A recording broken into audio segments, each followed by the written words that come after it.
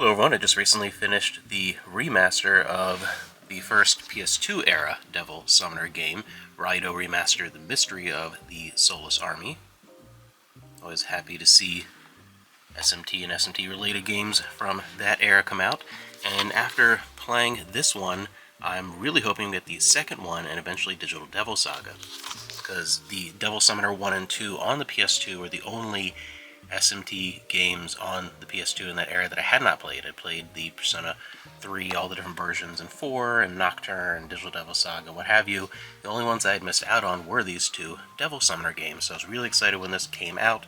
And from the little bit that I've read, I really like most of the changes that they made from the original. Again, I hadn't really played them, but I do like what I saw from the original in some changes to fluidity and interesting changes to the combat system, as well as enemies being on the field rather than a high encounter rate for random encounters. That is a huge change, and I'm really happy that my first experience with this title was in this form. I had a lot of fun. It's something a little different. It still has a lot of those SMT vibes, especially of the time period. A lot of the styling of the artwork and everything reminds me of character art from Nocturne or Digital Devil Saga, but a little bit of a different vibe, of course, with the setting and the themes, and it's being a little more lighthearted for the most part, feeling a little more of a mix between a mainline SMT and like a Persona, and the music adds to that feeling as well. And being very fast-paced, it's a much shorter game than a lot of those much other titles.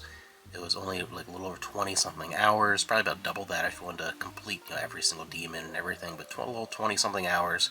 And of course the pacing of being a more of an action-oriented combat system, I thought it worked really well. It was a lot of fun, and it was a different way of experiencing a lot of those familiar feeling elements from that series, and I was really happy with the experience overall.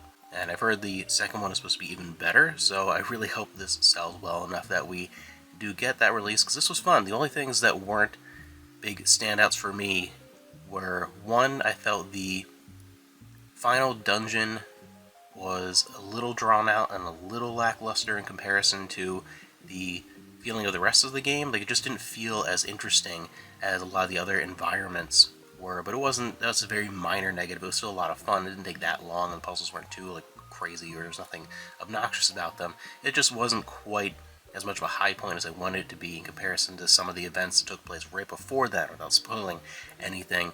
It was really cool, and some unexpected elements to it as well in the later portions of the story, so that was a lot of fun. I liked the characters.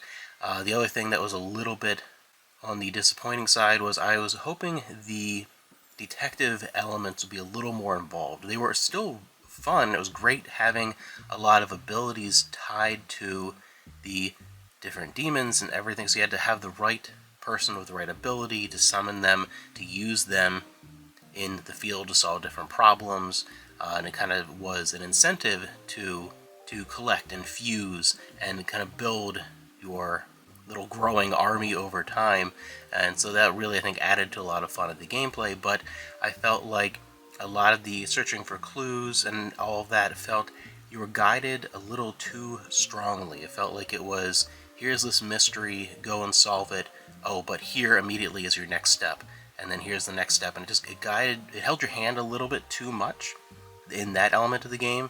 So my one hope for the sequel, again, having not played it, would be that that's a little more fleshed out and a little less holding your hand. It felt like it was a little too obvious what your next step was most of the time.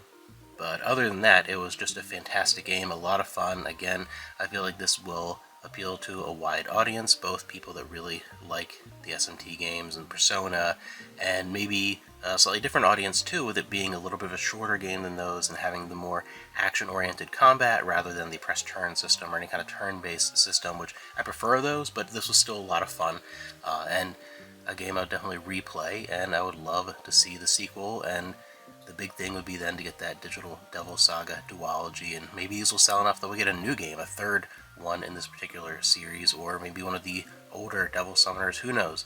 I really just hope that this does well enough that it is considered a success by Atlas.